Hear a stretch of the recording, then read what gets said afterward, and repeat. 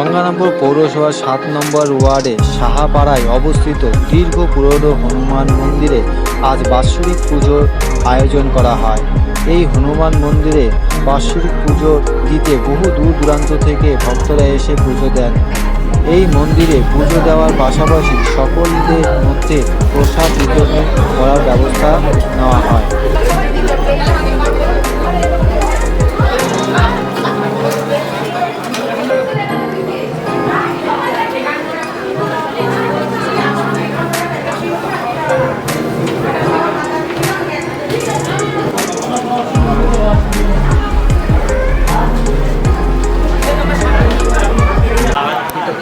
থেকে আমাদের এখানে পুজো করা হচ্ছে সেই অনুষ্ঠানের মধ্যে এখানে পুরোহিত রাখা হয়।